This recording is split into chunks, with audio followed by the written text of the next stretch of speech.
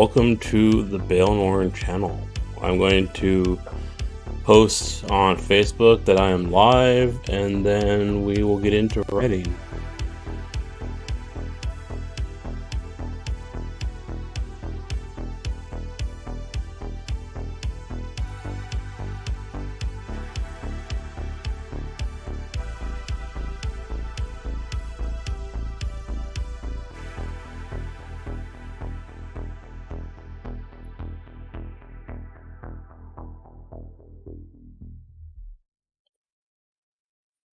Alright, I've posted.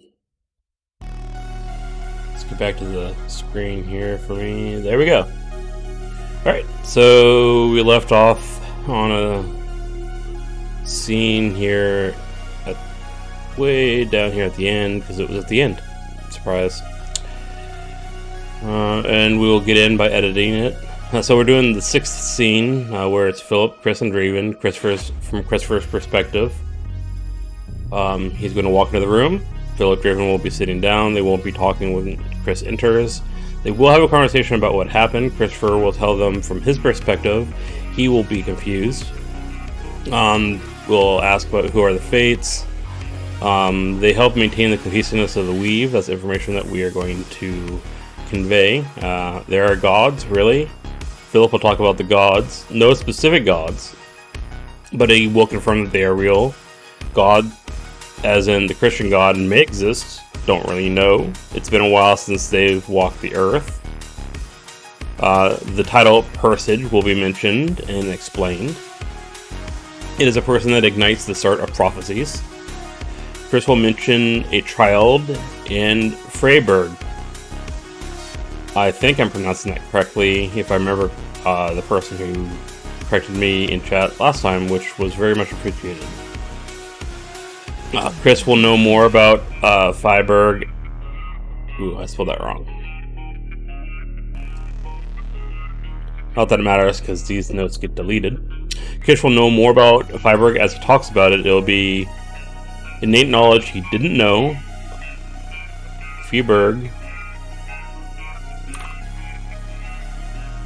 Wait, which is the right spelling? I don't know. Is the biggest city nearest Black Forest in Germany. He has a very strong urge to go there, and then they leave. So that is what is going to be happening in this scene. And I got about half of the scene written, I think. But let's start off by editing it.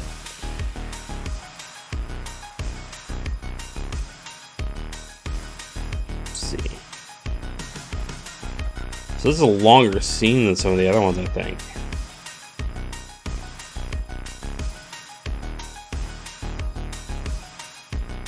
Did I pass it? Oh, nope. That is a really long scene.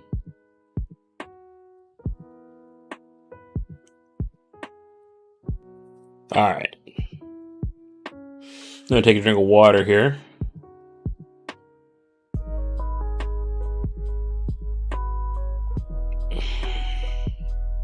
Alright. Philip and Draven were sitting quietly in their chairs on either side of the fire. They were shaken out of their own thoughts as Chris walked back into the room. I'm going to get rid of back. Walked into the room. He looked at the man. Oh, that's it. Chris looked... Oh my goodness, I gotta spell Chris correctly. Chris looked at the men sitting quietly in their respective chairs. They looked up at him, waiting for him to speak. Chris wasn't sure what he just experienced, and he wasn't sure where to start. All he knew was that he had a nearly overwhelming urge to go east. He did his best to resist the urge as he walked over to the couch. Philip and Draven said nothing as he sat down. Chris waited a moment, his elbows on his knees, as he looked down at the carpet, gathering his thoughts. Where do I start? I have no idea what happened to me. He moved his eyes to glance up at the other two, quietly looking at him. They must know something. Draven I would trust to tell me the truth. That is, if he chooses to say anything at all. Then there was Philip. He couldn't help but have a grimace spread across his face for a few seconds as Philip entered his thoughts. I don't trust him to tell the truth. Maybe to a point, but he's as likely to obfuscate the truth as he is to illuminate the truth. What other choice do I have, though? I need to know what they know. Chris sighed as he straightened up. He decided to find out some truths about the situation before he told his own tale of the events. How long has it been? It was Draven who answered. About an hour. Chris was surprised, but he didn't let it show on his face. He had been certain it was longer than an hour, but with what had happened, he wasn't sure about anything anymore. Why do you want me to go in there? Why did you want me to go in there? What did you think would happen? Philip. It was Philip who chose to speak. I wasn't sure. You look like you were in the sleep. I'm gonna say when you're unconscious.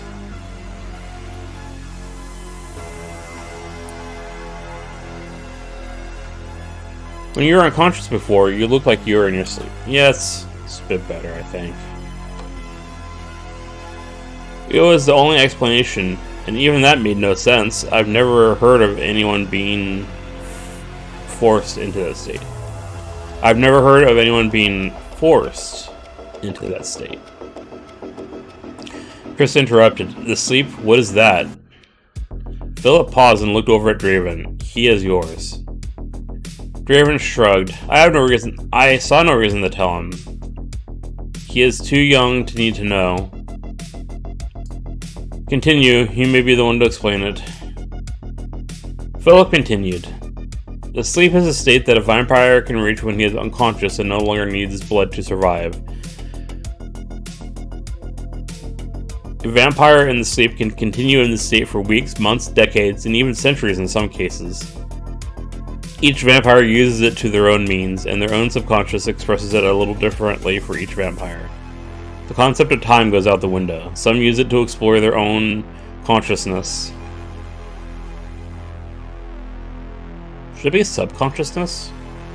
I'm going to say consciousness. A vampire can learn a lot and strengthen themselves by using the sleep. Some just use it as a means to hop through time, while some others use it to hide. There are risks, mainly that you are not aware of your surroundings, and, if care is not taken, you are at your weakest. Going into the sleep is tricky business. It's difficult to enter, it takes time to learn, and you need a certain mastery over your body that younger vampires lack. Chris raised an eyebrow. If only an elder vampire can enter this state, why did you have me try it? Philip sighed, slightly agitated, but he continued. As I said, you look like you were in sleep. It only made sense that you try and enter this state naturally. I don't know if it was going to work, but I figured it was worth a try. Was I right? Chris wanted to learn more about the sleep, but Chris, as much as he hated to admit it, realized Philip was probably right.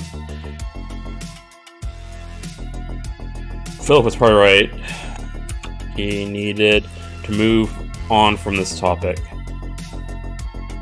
I don't know if I entered the sleep, but something happened. I was in a deep state of meditation, like I have been before. But this time I did all I could to slow down my heart, to make my body still, as if I were truly dead.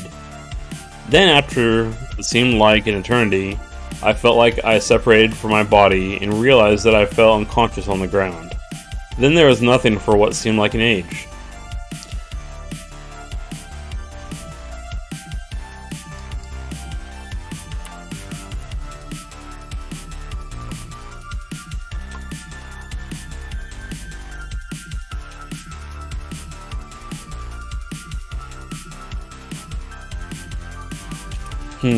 See right here. Oh, hello, the salty Selenius.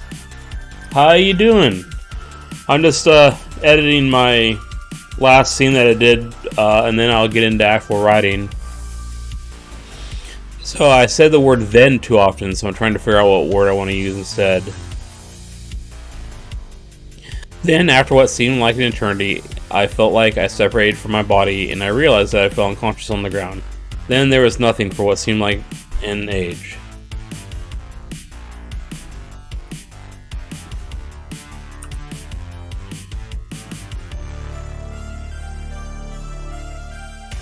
I know how to fix this. Oh, you're brine. Or well-seasoned. Okay. The well-seasoned Selenius.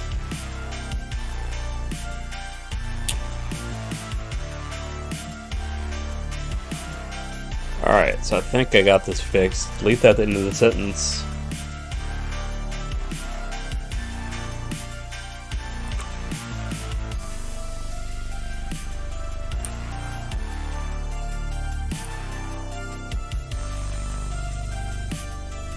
Okay, I think this sounds better.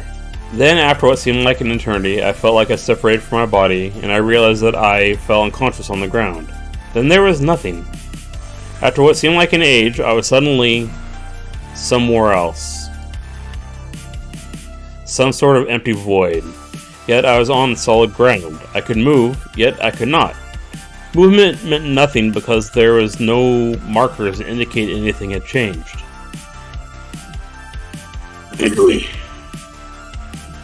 Both Philip and Draven looked slightly taken aback. Draven looked over at Philip. He did it?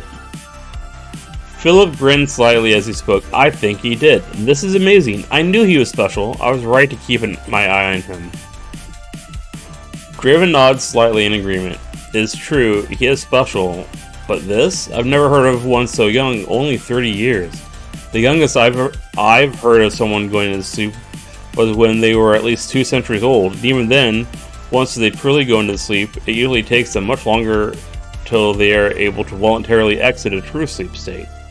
They usually need help to awaken this quickly. It's hard to believe. Philip nodded. It is, but it seems to be the case here. After all my years, to see something new like this. I never thought. Chris cleared his throat. May I continue?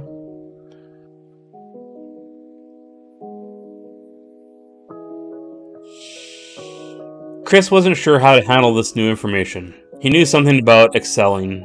He was single-minded in his pursuit of martial excellence when he was mortal, and was used to being unique in that way. When he became a vampire, he was told that he was able to handle his darker impulses better than other vampires his age. But he always assumed that it had something to do with Philip and how he helped train him as a mortal. He had the unique experience of being raised to become a vampire, even though it was without his knowledge. He had always assumed that this is what led him to excel as a vampire. Now he was beginning to have the idea that there might be some other force, unknown to him, that was influencing his life, in ways he never could have imagined. More than just being a vampire. Alright, so that was an okay sentence, but I want to tweak it here a little bit. Where was it? I wanted to fix something. He had the unique experience of being raised to become a vampire, even though it was without his knowledge. He always had assumed that this is what led him to excel as a vampire. Now he was beginning to have the idea... Yeah, this is what I want to change here. Now he was beginning to have the idea.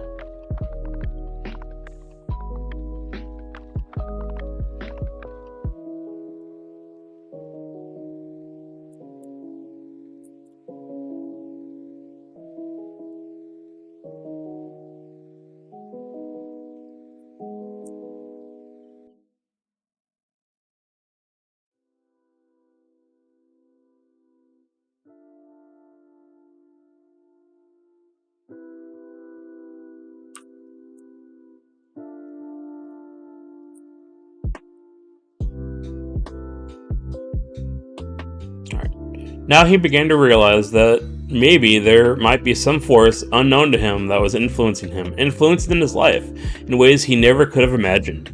More than being just a vampire.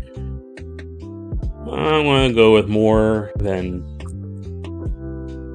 just being a vampire. Sounds a little bit better. And for anyone that's watching, or the well-seasoned Selenius, I don't mind chatting while I'm working,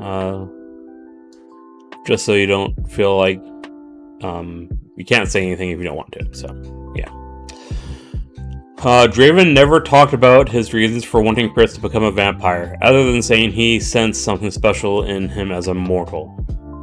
He had known it was pointless to push Draven to tell him more. Draven kept his promise to him, Chris never caught him lying. Draven always told him the truth. But there were more than a few times that he just blatantly ignored the subject. It was annoying, but he had to make a choice between who would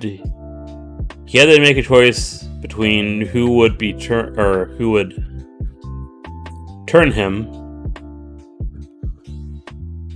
Oh, okay. Yeah, that's perfectly fine too. Thank you for listening. Let's see. When the time came... Oh, okay. It was annoying, but he had to make a choice between who would turn him, Draven or Philip. And Philip had spent his whole life lying to him. When the time came, he chose Draven, and he's never regretted it. This was the first time he thought that he might get some answers.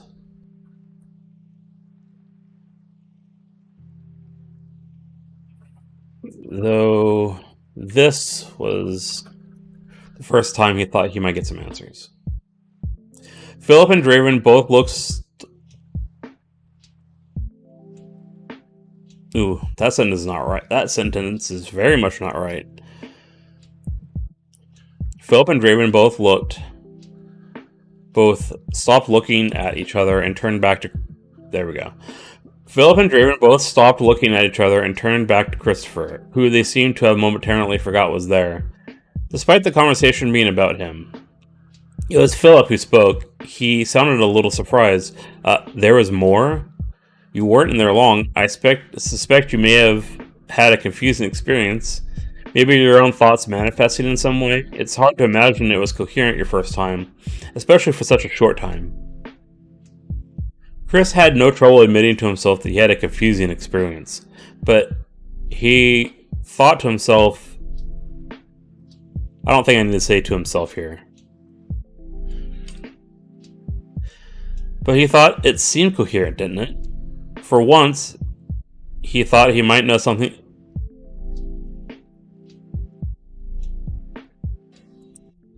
For once, he decided he might know something that Philip didn't. His desire to keep a secret from Philip was overridden by his desires to get answers. If he was going to get any, he figured it would be from one of these two. Christopher continued, yes, there was more. 3 self-contained mist beings found me and spoke to me.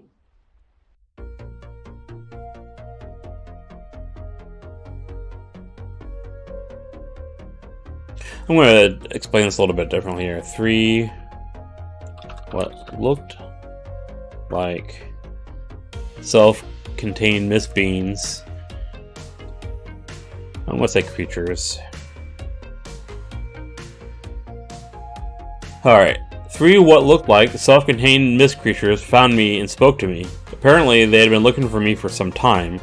Each one seemed to be a different size and spoke to me in a different voice. There was no context for what they said, so it was hard to follow. And they mentioned something about gods. They spoke about 2 weaves, one called the Dark Weave. Somehow part of this weave, and it surprised them. Unlike the other weave, they could not easily see the Dark Weave.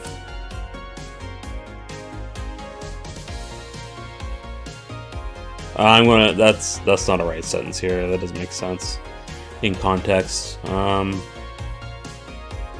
They spoke about 2 weaves, one called the Dark Weave. I was somehow part of this weave.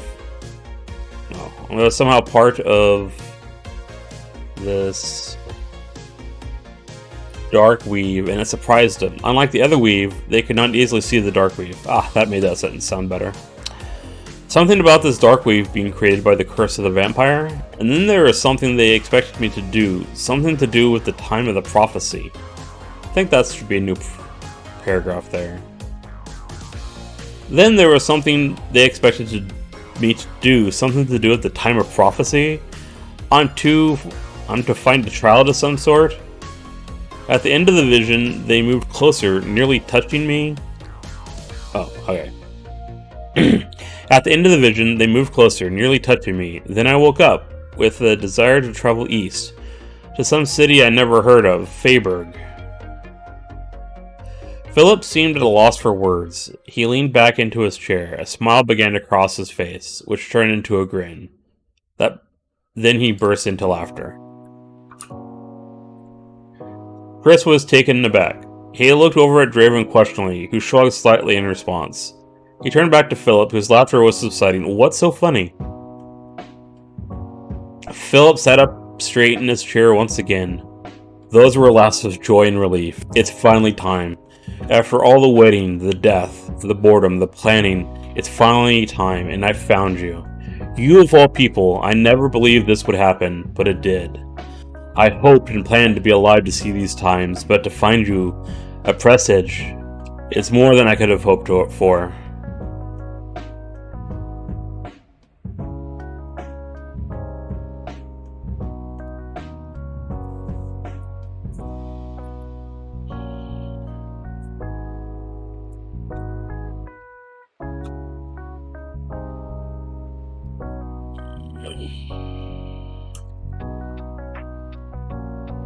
Alright, I changed the sentence here a little bit, just to add a little bit more information about the world, just a little hint here.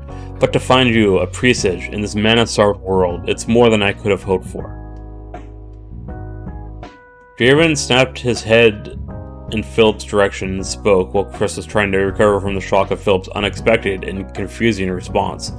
A Presage? After all this time? Does this mean... Draven's voice trailed off. He couldn't even seem to dare to speculate. Philip nodded excitedly, still smiling. It does. I'm certain of it. The time is nearly at hand. We have lived to see the end, and we will be able to influence the beginning. Christopher managed to regain his voice, speaking a bit more forcefully than he intended. What do you mean, Presage? What is that, and how do you know it? What is that, and how do you know I am it? Do you understand all that gobbledygook that I heard? Gods, wees, prophecies? It all sounds like nonsense. Talk to me, damn it. Philip's smile didn't falter at the intensity of Christopher's question. You are a Presage, a herald of sorts. I've never met one, not even when I was mortal. They are rare, even when the flow of magic is in full force, and to find one, it's extraordinary. There hasn't been one in countless ages. I have been waiting for you longer than you can imagine. You are a sign, or more precisely, you will be the sign that the prophecy is at hand. Christopher threw up his hands.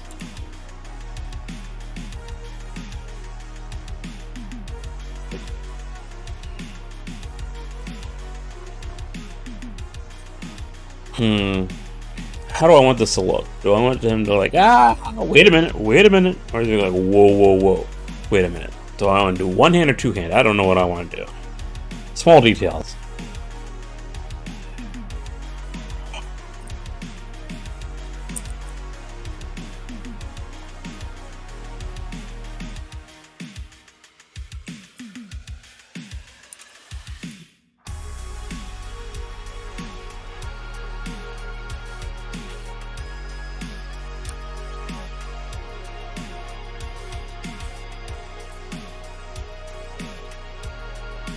Christopher threw up his right hand, trying to pause the conversation. Wait a minute. Prophecy?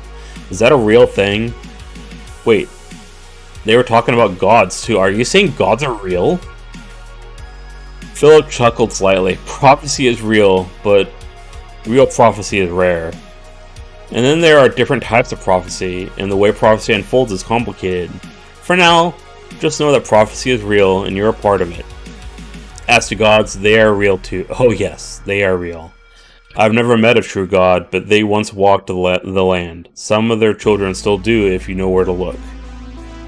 Philip paused before asking Chris, this must be a lot to take in.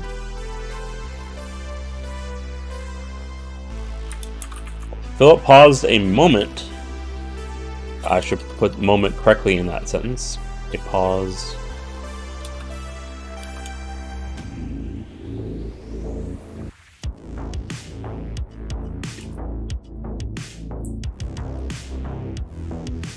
Alright, there we go. Philip paused, asking Chris, this must be a lot to take in. Christopher nodded, so much so that I find it hard to believe. Prophecy, sure, I can believe that. I am a vampire after all. The supernatural is real, so magic and prophecy, why not? But actual gods? Next you're going to tell me that the Christian God exists, and religion isn't some sort of fraud. Chris looked over at Draven, who was quietly but intently watching the events unfold. Is he for real? At being addressed, Draven relaxed and sighed as he leaned back into his chair. He is. Gods are real. We have no idea if the Christian God is real, but it's possible. There are gods that are so old that their names have nearly been lost to time. I'm going to say names have.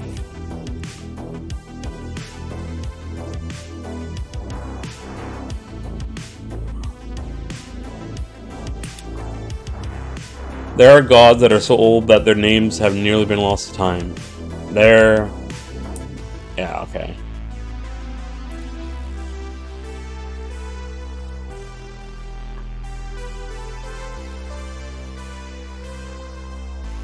There are gods that are so old that their names have nearly been lost to time. There might even be some gods who have been lost to time. You are a presage, a title, and a being from an age long last.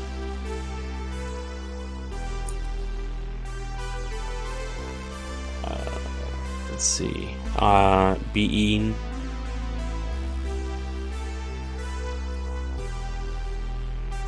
Alright. You are a presage. A title and a being from an age long lost to time.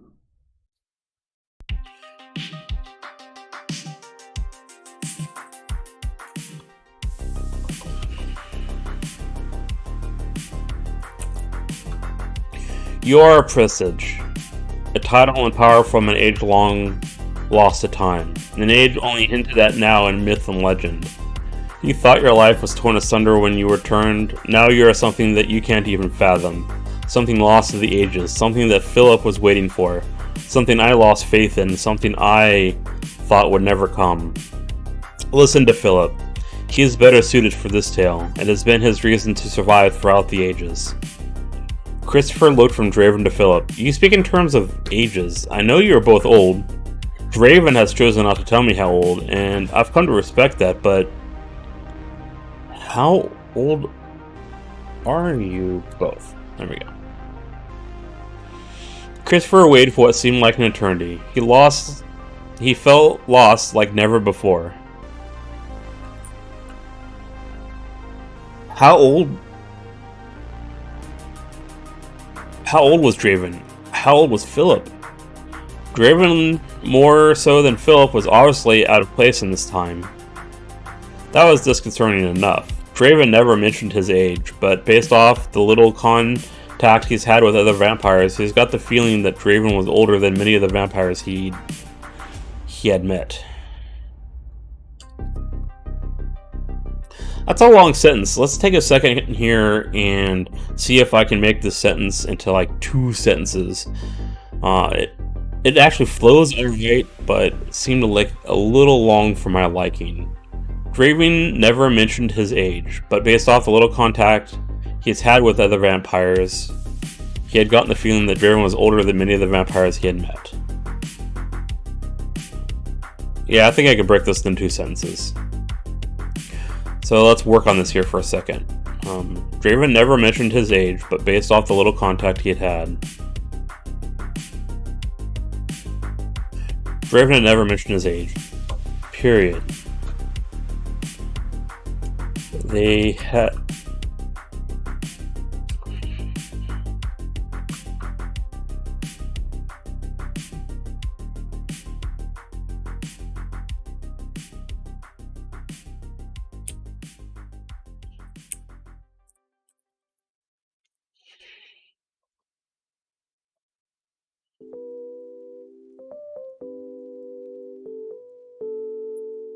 Alright. Draven never mentioned his age. He had little contact with other vampires, but I'm gonna say Chris. Alright. Chris has had little contact.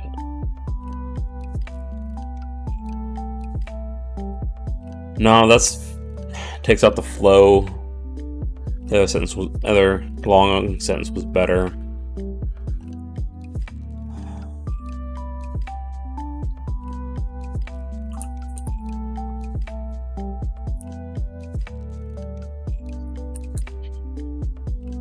Alright, I think maybe I fixed it. Draven never mentioned his age. During their time, they had little contact with other vampires, but he got the feeling that Draven was older than many of the vampires he had met. A little better. Although Draven did let something slip once about his past, something about the Covenant. The agreement between the major vampire factions created in the 11th century.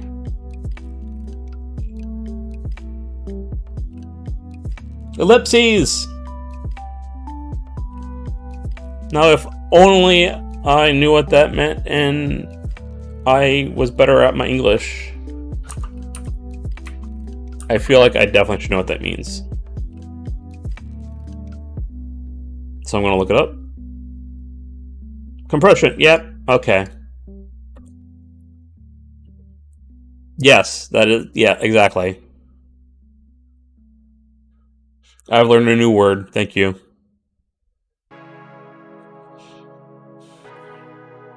The agreement, oh, okay.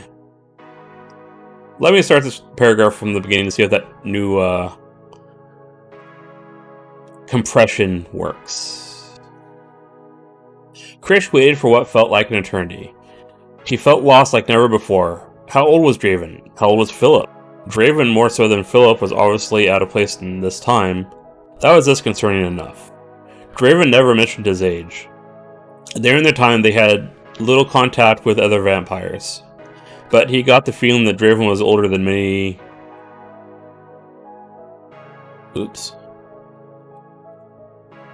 was older than many of the vampires he had met. Although Draven did let something slip once about his past. Something about the Covenant. Okay. This seems to be one sentence, I think.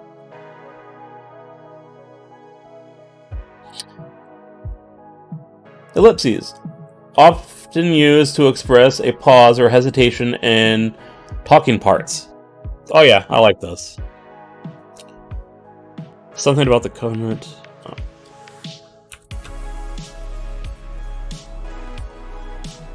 Something about the Covenant, the agreement between the two major vampire factions created in the 11th century. The birth of what might be best thought of as a vampire government. Draven once said something that made it seem like he was there at the founding, making...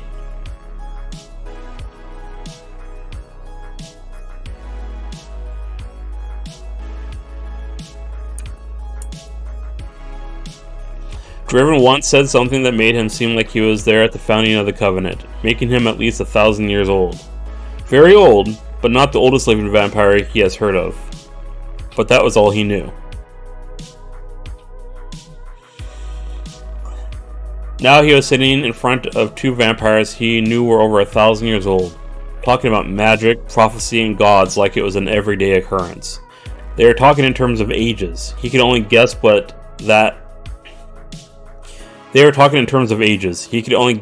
time would mean to them, given the perspective they must have on the history of humanity. What may have felt like an eternity was actually only a few moments, and Philip spoke. I want to work on this last paragraph. Now he was sitting in front of two vampires he knew were over 1,000 years old, talking about magic, prophecy, and gods like it was an everyday occurrence. They were talking in terms of ages.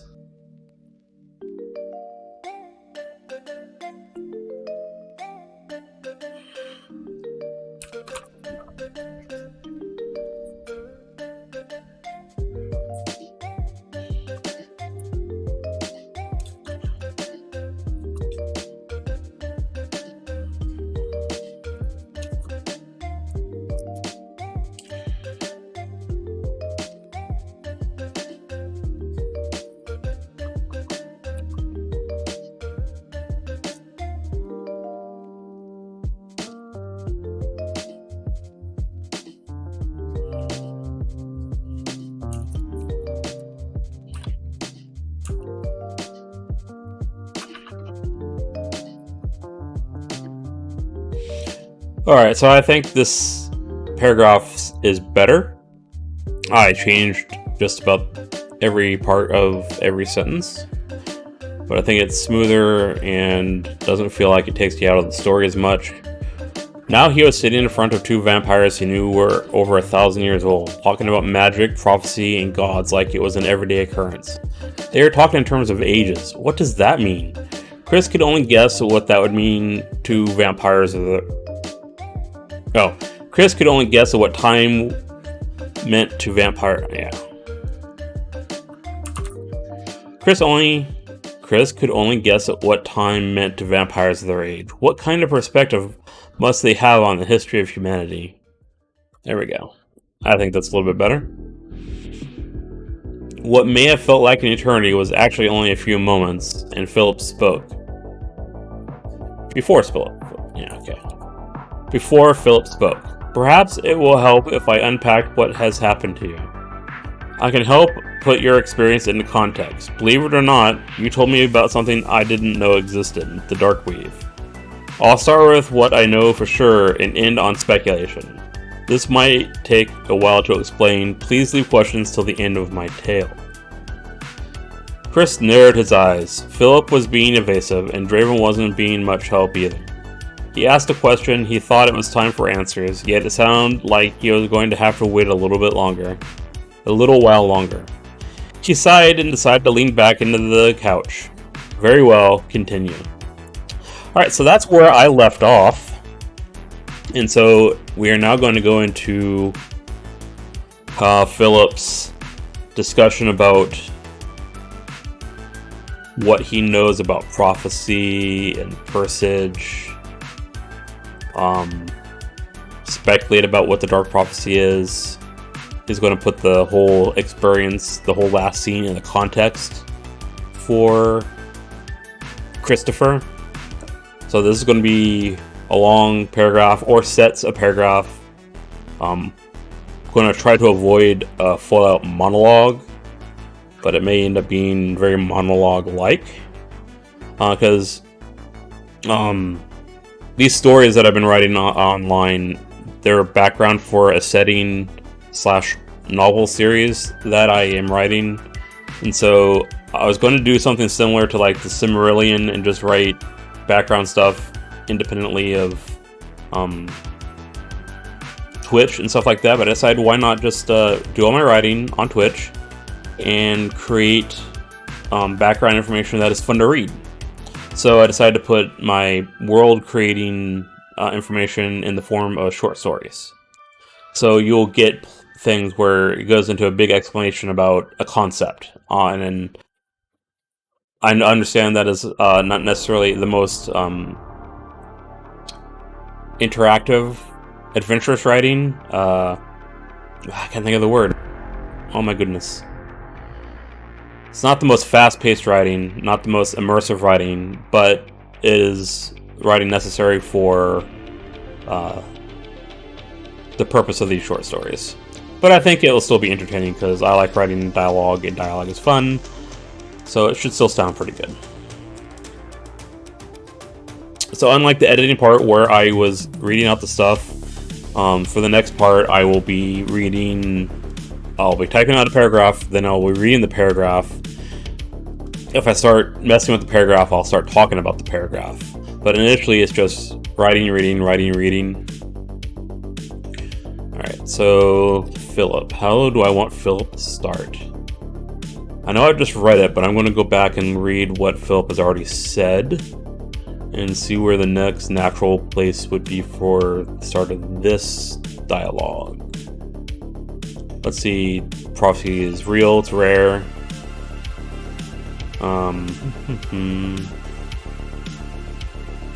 Talked about what the sleep was. He said you're a Presage. I have problems pronouncing that word. A herald of sorts. So I mentioned that. Magic.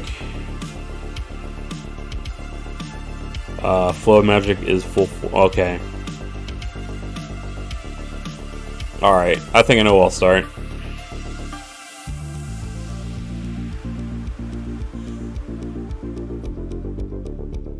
I'm going to go ahead and add that Philip took a moment to think about his thoughts, just like I did. Why not?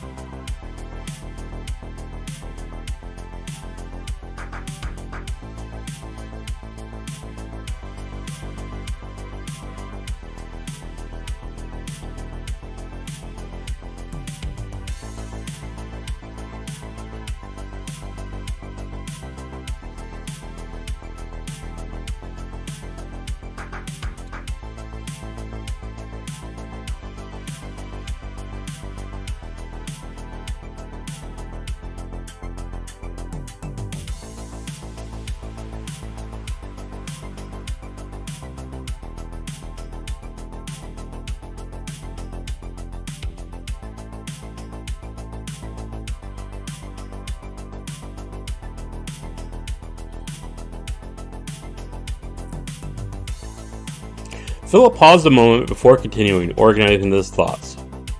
I think what you saw is the three fates. You may know of what I speak of. They have been mentioned in human lore throughout the ages. They are real, and they are the caretakers of the weave. From a modern perspective, you might say they are caretakers of the existence of linear time.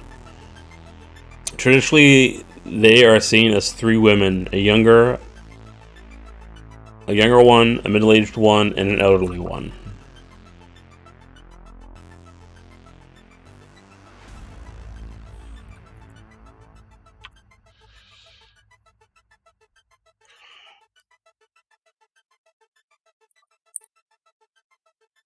They often deal in prophecy and making sure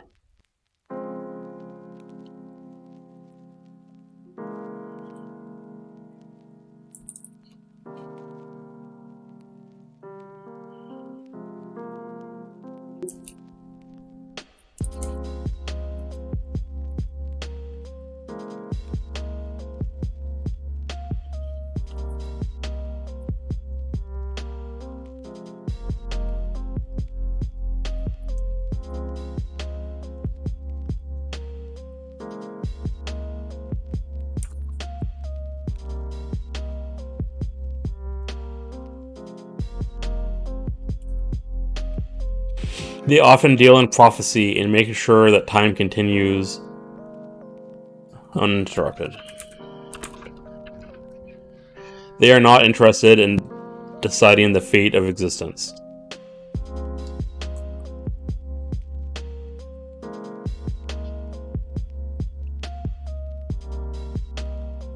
I think I'm going to have... I think I'm going to have Chris interrupt Philip, even though Philip said don't interrupt. Because that's more interesting.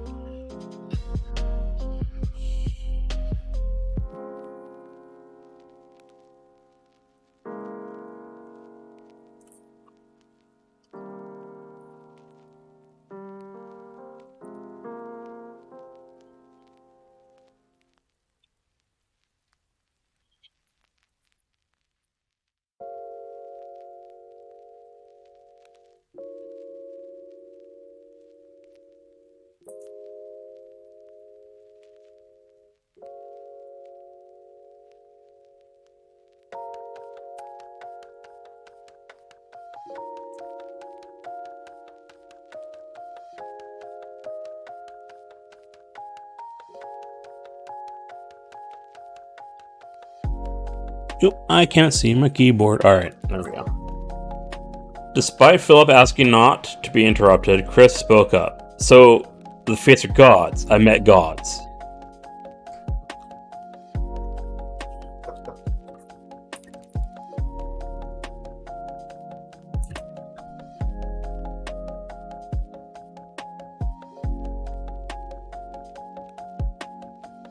Exactly. More interested in plays into the impulsiveness of the young. Almost more realistic. I think you're right, and I'm glad that I made this decision.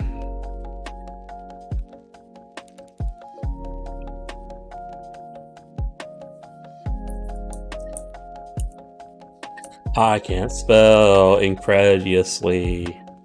There's definitely a C in there somewhere. Incredulously.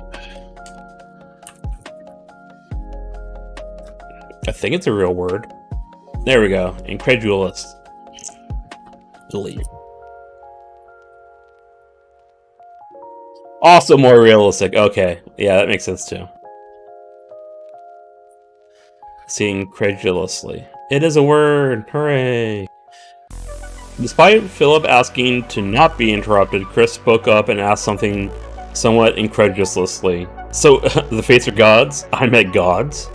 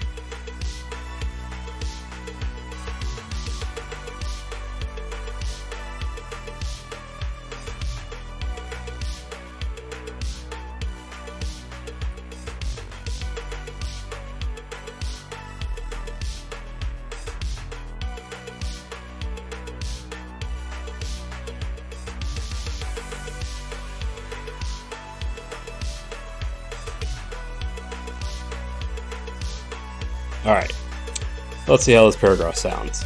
Despite Philip asking to not be interrupted, Chris spoke up and asked somewhat, somewhat incredulously. So, the Fates are gods. I meant gods. Philip let out a sigh of exasperation. No, they are not gods. They are said to have a divine spark, but they are something else. Something more fundamental to the nature of existence. There is no word for what they are. They do speak to the gods, however.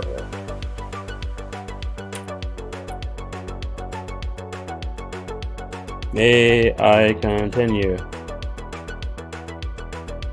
Gotta go. Be back in a bit. If still streaming, yeah. Thanks for stopping by. If I'm not here, I really appreciate it. I should be here until till 1, I think. Hopefully you'll be back. If not, I understand.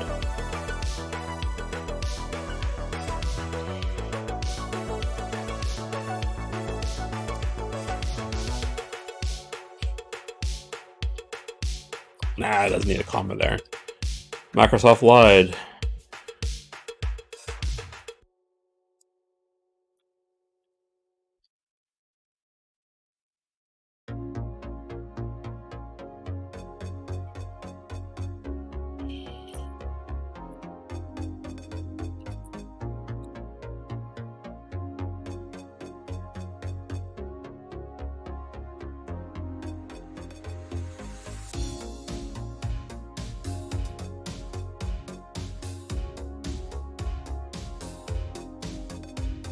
Let's see, where did I...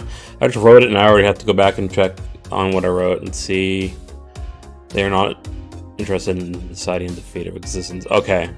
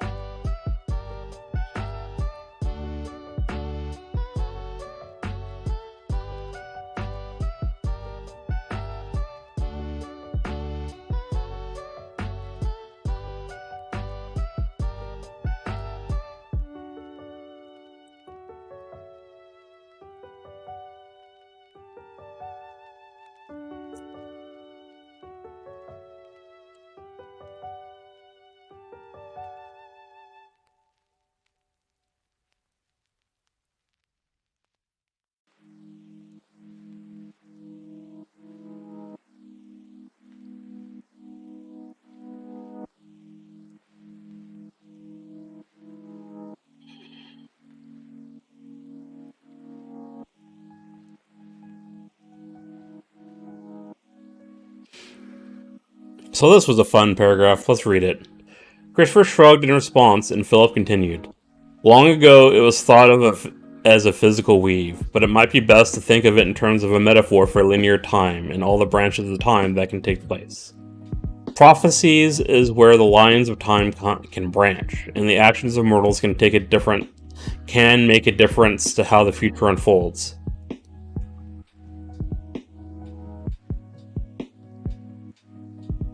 Make a larger difference. A presage is a manifestation of a marker within this weave, a time of drastic change, where the weave is uncertain of how the future will come together, where the weave is almost vulnerable to the actions of mortals. Where the weave is most vulnerable to the actions of mortals.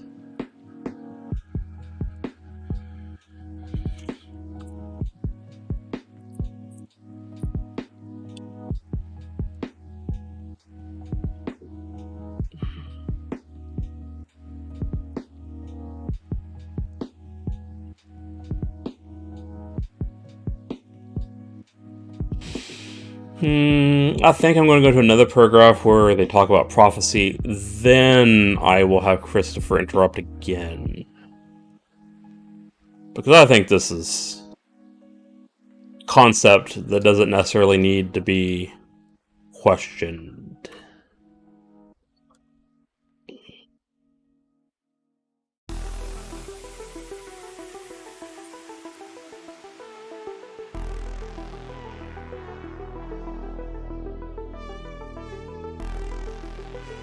No, I'm going to have him interrupt.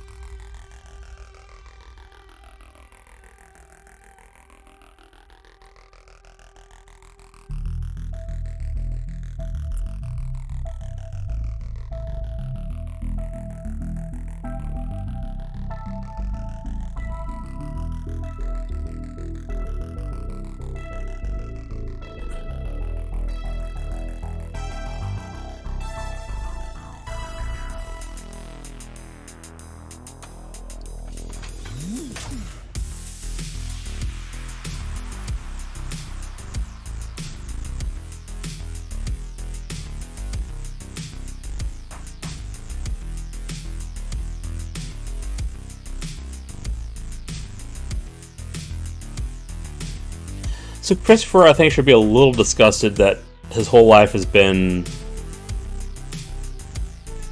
bullshit. Because not only was he lied to about his uncle being a vampire and him being trained to be a vampire even when he was a mortal and not knowing that it existed, and most of his life being orchestrated by Philip, even fate has decided that his life is not his own from his birth. Yeah, that'd be frustrating. Yeah, very frustrating. So he needs to show this frustration.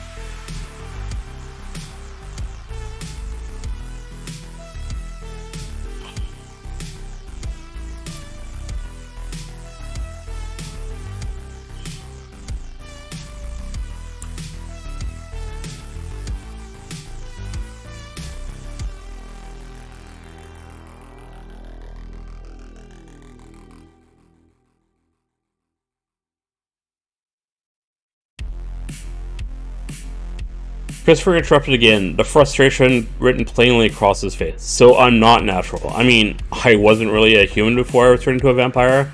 My whole life has been some predetermined plan. I never had a choice.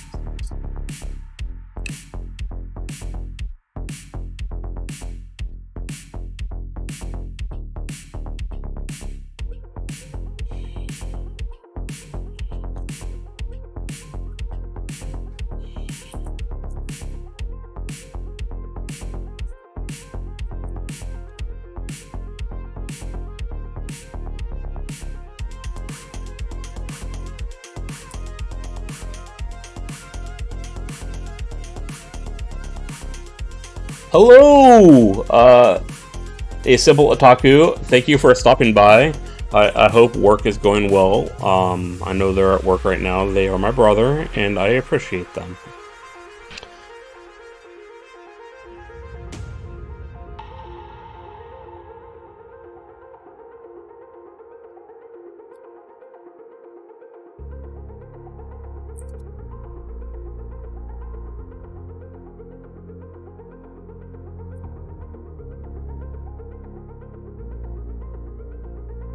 Philip sighed and spoke.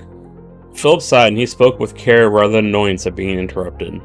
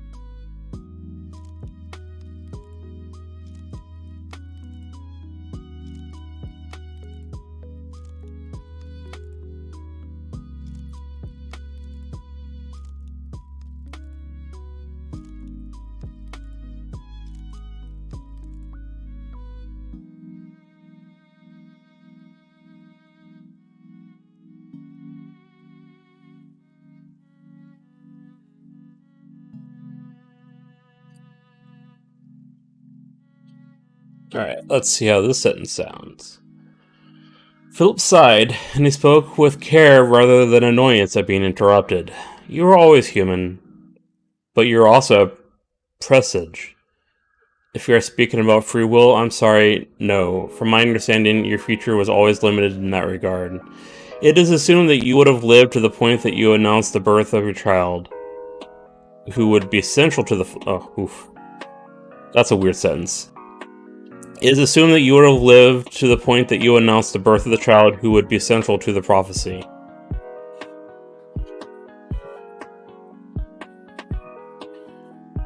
Fate would keep you...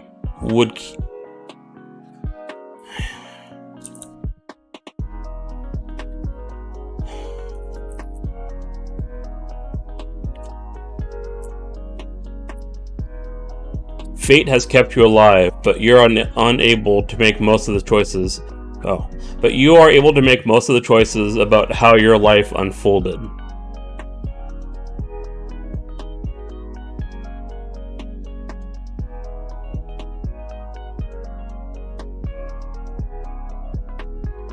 Fate has kept you alive, but you are able to make most of the choices about how your life unfolds.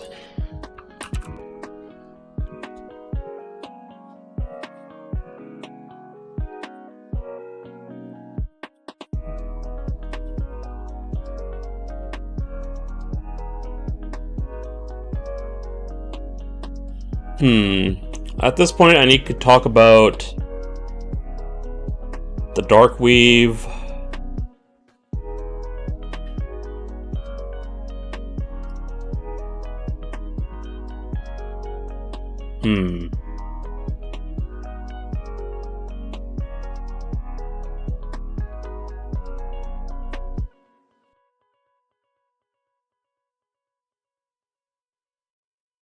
Let's see, I want to change this because Presages, I've decided, not decided this a long time ago, they die when they start their prophecy, when they fulfill their life's goal. But Philip doesn't really want to tell him that, and little spoiler, I guess.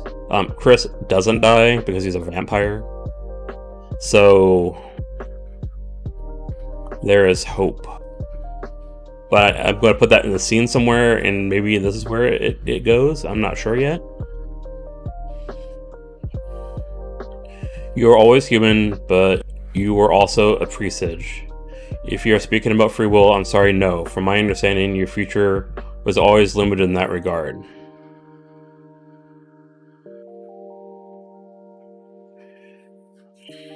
Your birth and death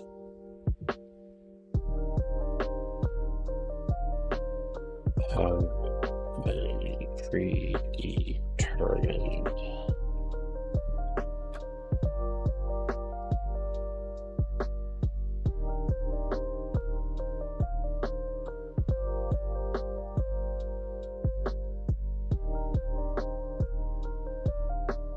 Alright, so I like this better. I'm going to change this last sentence here. To assume that...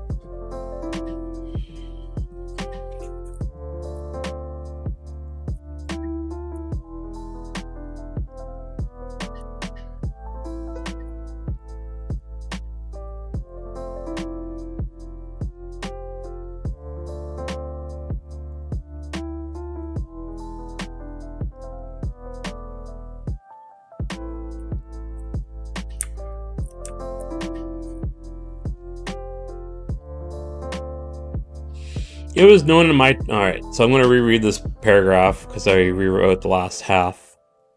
Philip sighed, and he spoke with care rather than annoyance at being interrupted. You are always human, but you are also a presage. If you're speaking about free will, I'm sorry, no. From my understanding, your future was always limited in that regard. Your birth and death have been predetermined. As a presage. Your birth and death have been predetermined. It was known in my time that the fates will keep you alive until you have announced the birth of the child, who will be central to the prophecy.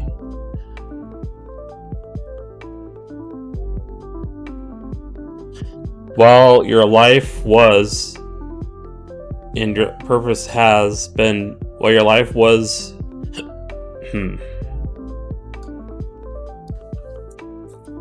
your life and your purpose has been predetermined.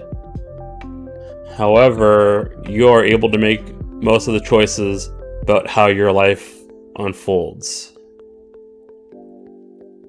In that way, you have free will.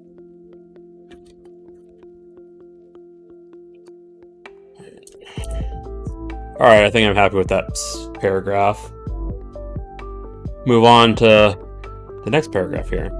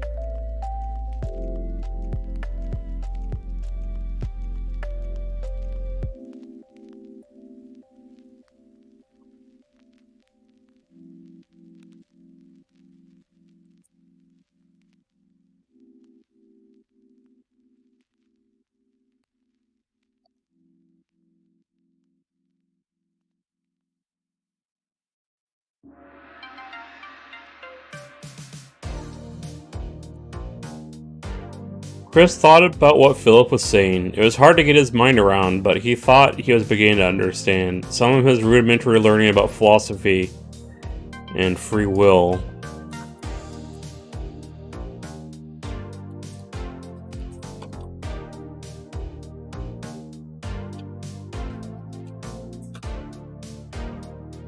Some of his rudimentary learning about philosophy was kicking in from when he was human.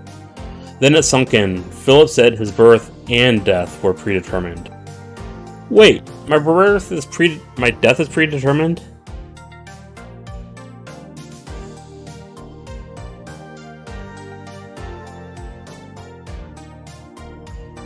What do you mean?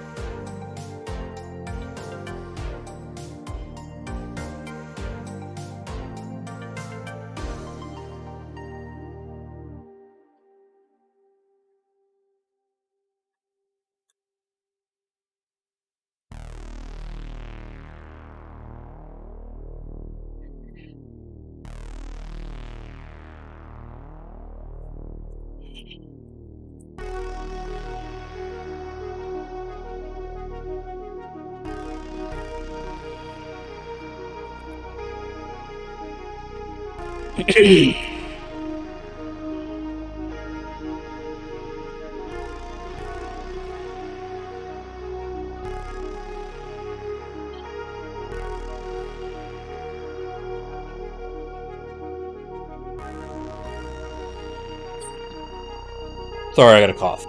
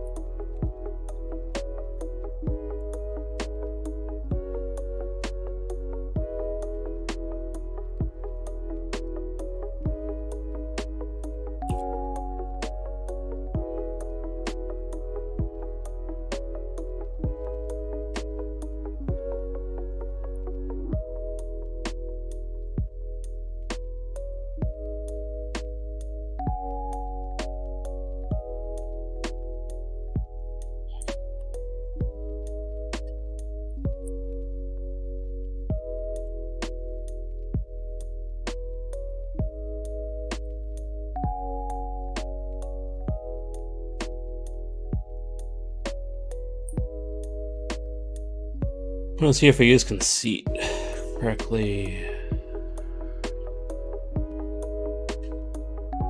No. I was misremembering a Star Trek quote I was trying to put in here. And I think I'm just misremembering the quote.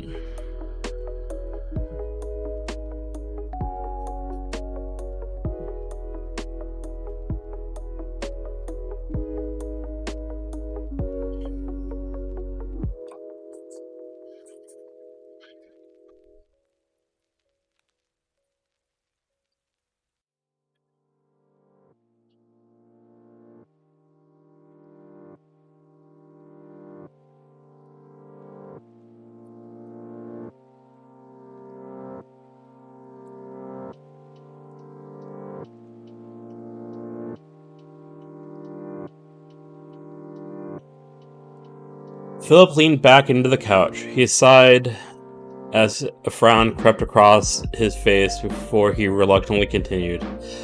Yes, your death. The presage is born for one reason, and that is to know.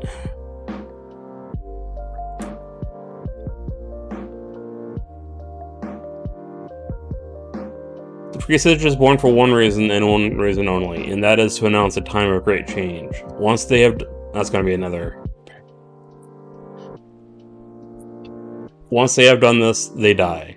No one knows why for certain. It's assumed that if they live, they would potentially wield a power unknown to the world.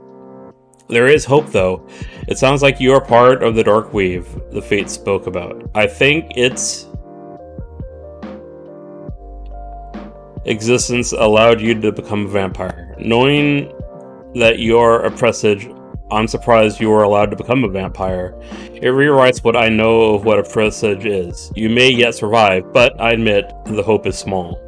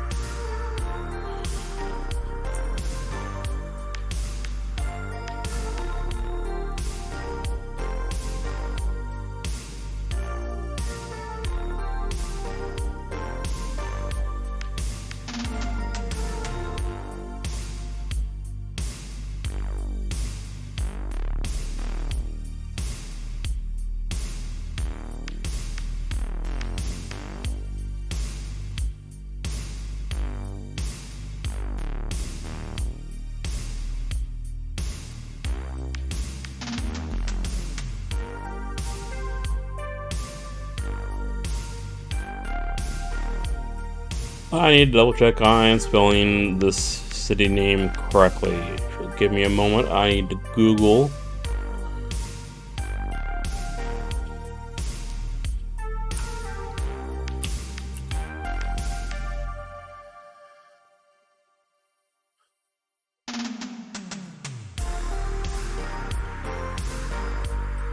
Alright. That's how you spell it. Alright. I probably spelled it wrong in other places.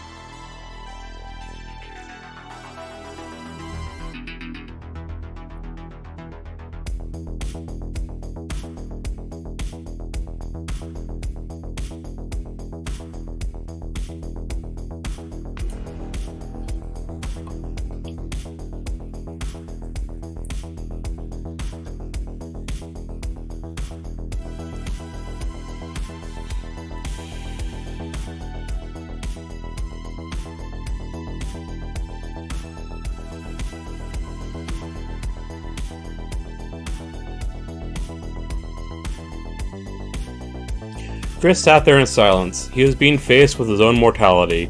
His worldview was shook, yet he didn't feel lost. Confused, but not lost. He didn't know how, but he knew what he must do. He must go east. He must find Freyberg. He must find the child. I know what I must do.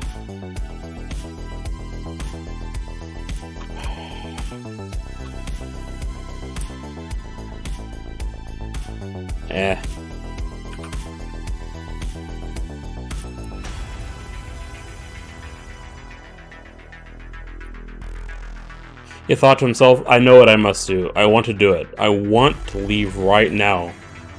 But why? What if I resist? If I don't follow what has become my innermost desire, will I live?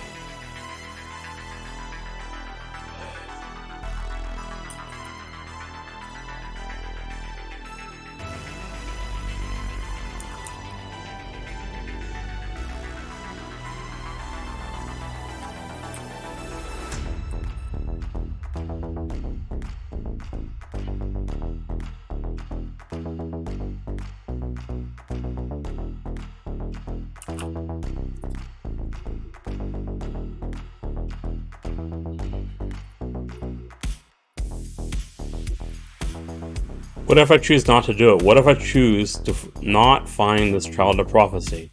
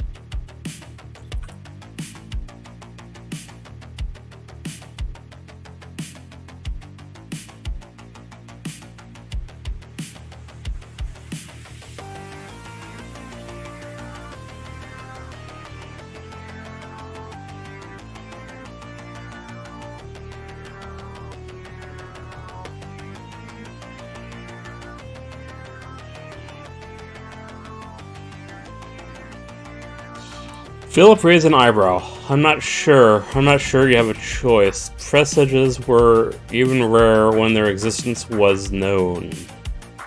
I'm not sure you have a choice. But the dark weave, Philip trailed off momentarily in thought before he brought his attention back to the conversation and asked Chris, tell me again what they said about the dark weave?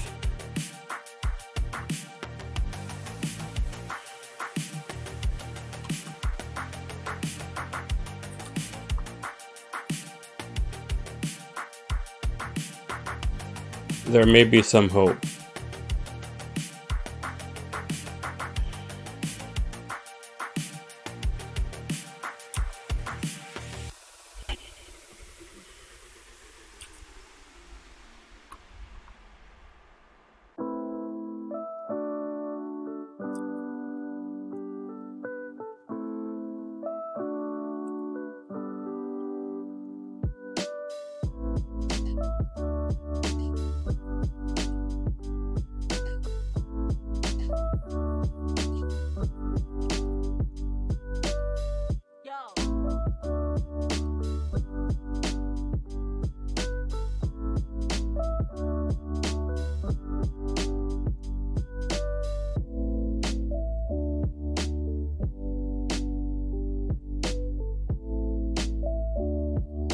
Alright, so I'm going to have to go back to the scene to see exactly how I said that they said that the Dark Weave was created. I think I remember what I said, but I want to double check I said it correctly so I don't change the tone.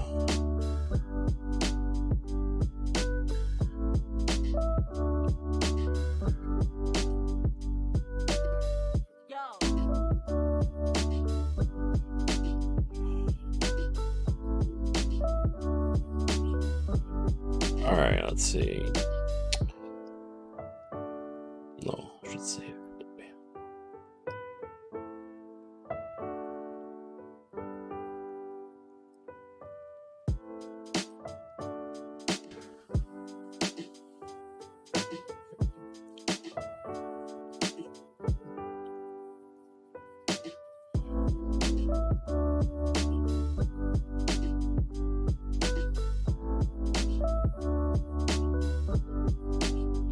Alright, so let's see exactly what they said.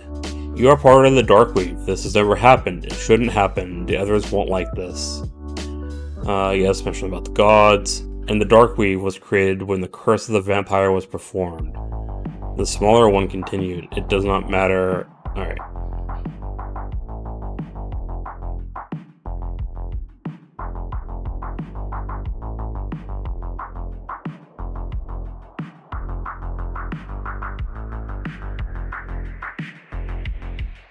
Alright, so I got exactly what they said.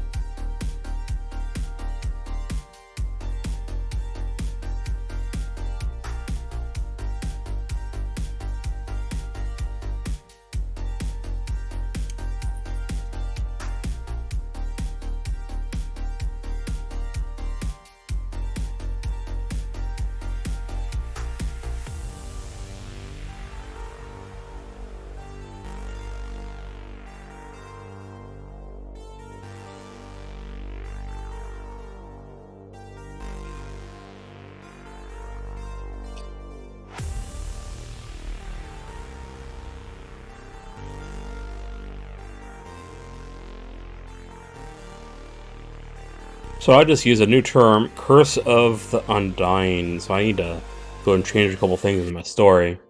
So let's read this paragraph. Philip thought a moment.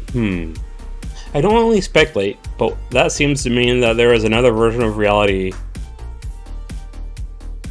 that can unfold. One that is populated with the undead. One that is unseen by the fates and therefore the gods. To my knowledge, there hasn't been a presage since the Curse of the Undying was performed.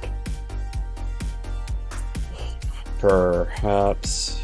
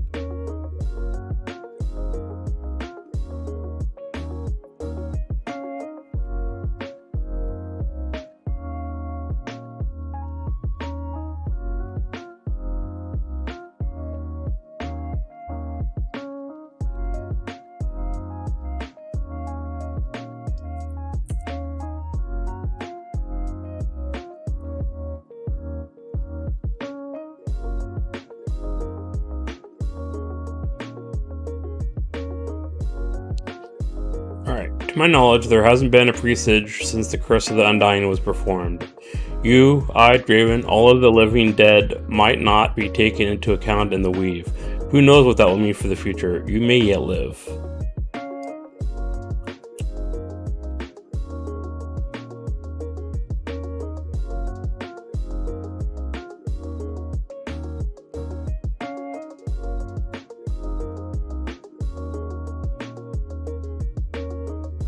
Alright, so now I'll have to go back and edit for continuality's sake. Continuity, that's the word I was thinking of. Alright.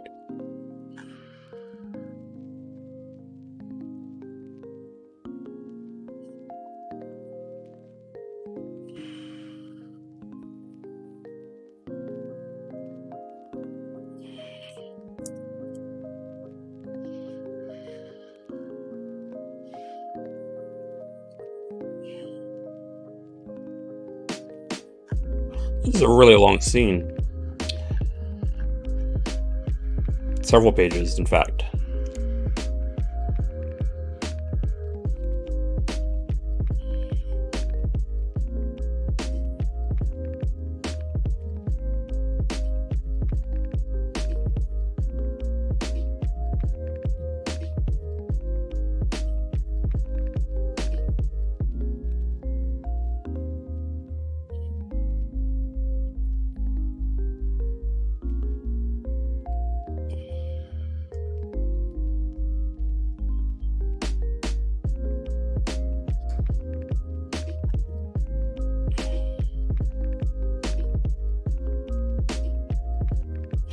I went back and I fixed all that.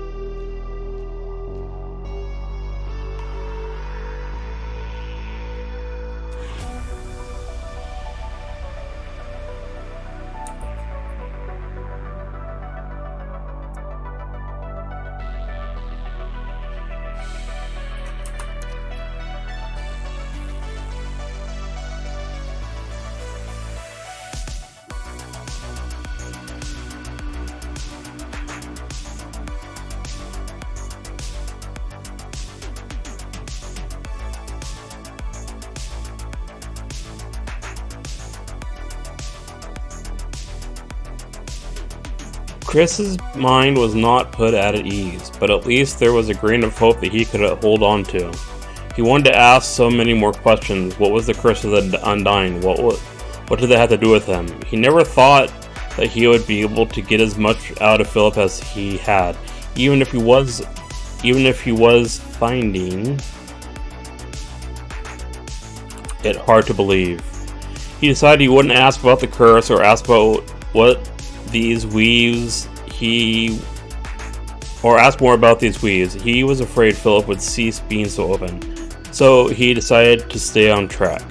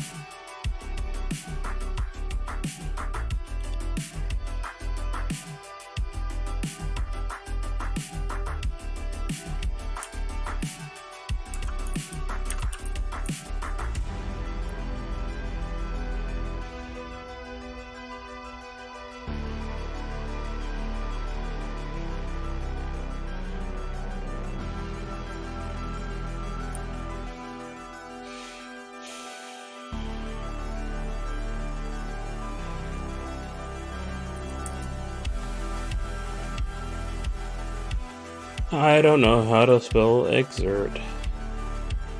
Time for Google.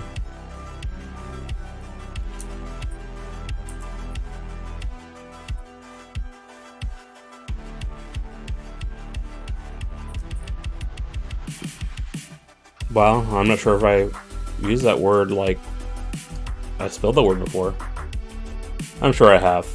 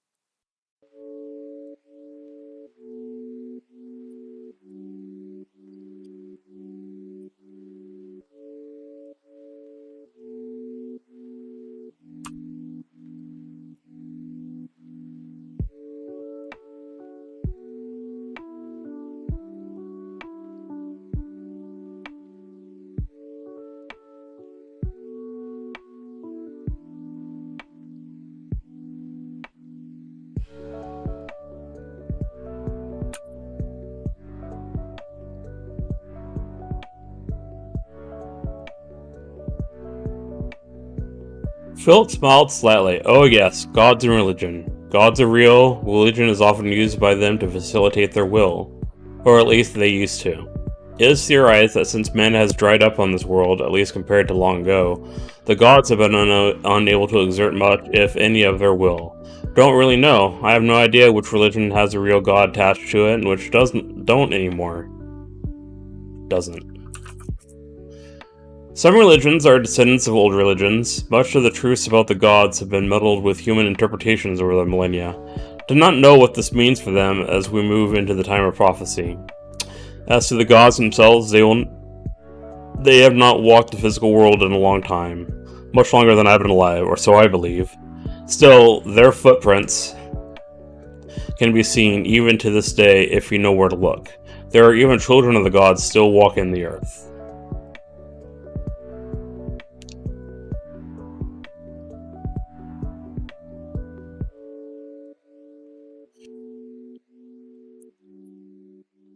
But that has very little bearing on the present.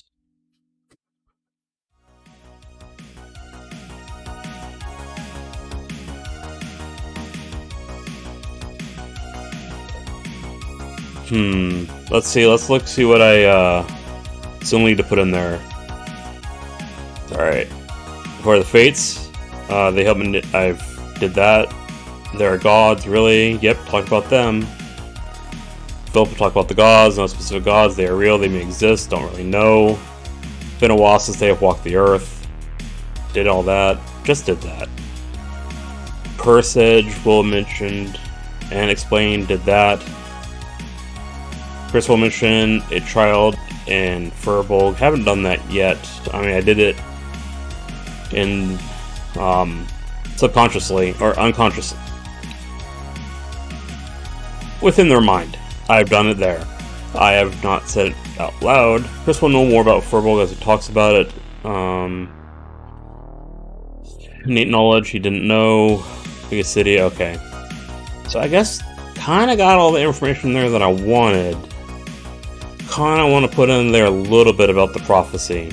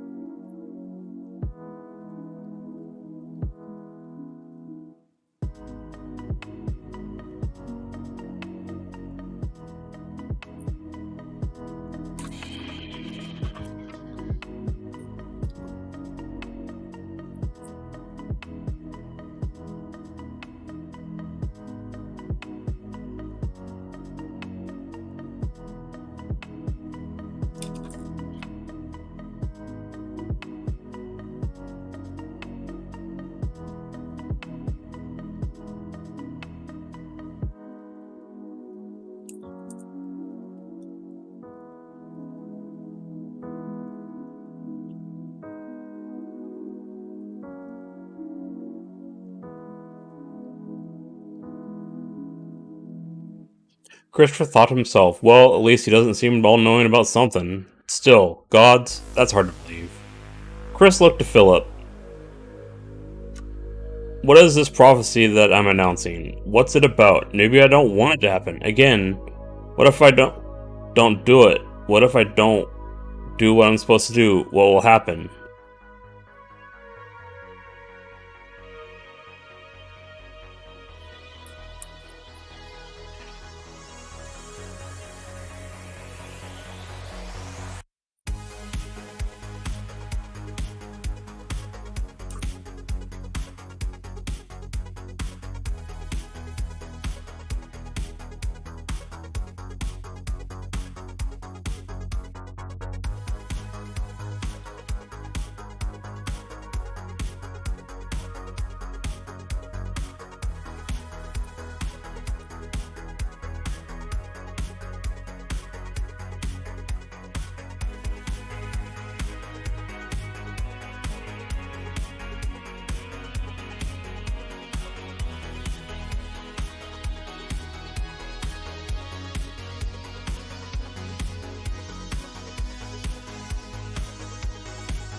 What is this prophecy that I'm announcing? What's it about? Maybe I don't want it to happen. Again, what if I don't do it? What if I don't want to do what I'm supposed to? What will happen? You say I don't have a choice, but do you really know? According to the fates, I shouldn't have been allowed to be a vampire. Maybe I could just not do what I'm told to do.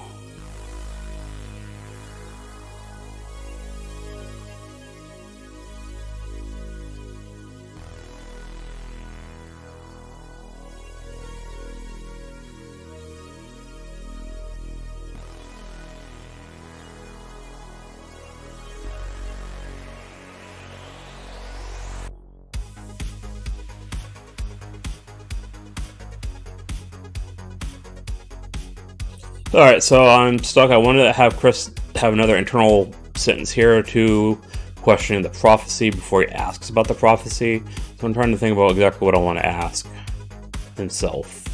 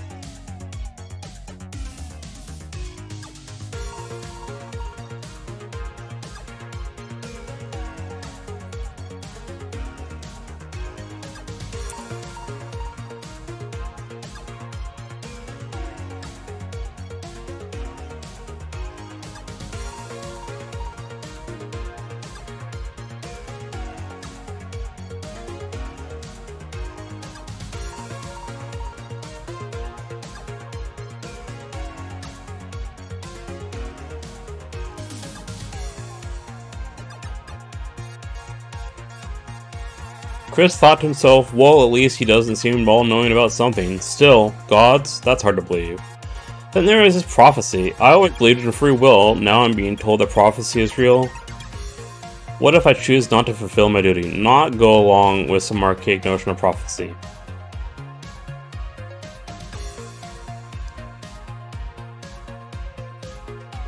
Chris looked up at Philip. What is this prophecy that I'm announcing? What's it about? Maybe I don't want it to happen. Again, what if I don't do it? What if I don't do what I'm supposed to? What will happen? You say I don't have a choice, but do you really know? According to the fates, I shouldn't have been allowed to be a vampire. Maybe I could just not do what I'm told I'm to do. Have you thought about that? Alright, so it's 1:15. I have some other things I have to get done today, so I'm going to have to end here. I did not expect to write this much in this scene. I knew it was going to be long, but I wasn't sure how long. I'm curious how long this is.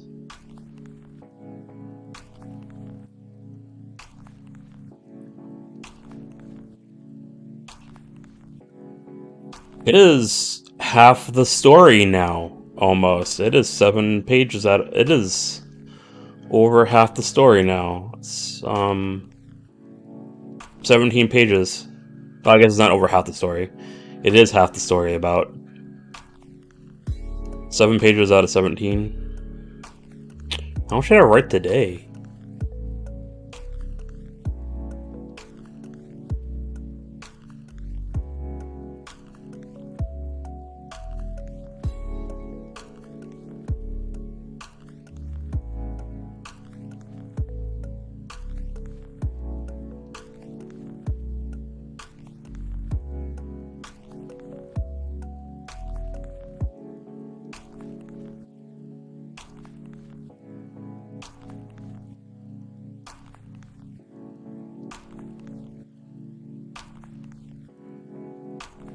And I did 3 of the pages today. Not bad. Alright, I will see you again next Tuesday at 11 a.m. Pacific Standard Time. I will go for at least 2 hours. So at least 1 p.m. Pacific Standard Time. Perhaps we'll go longer.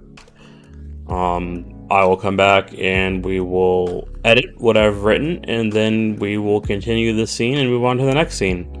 I think it was very productive today, and I look forward to next week. I hope everyone has a wonderful day.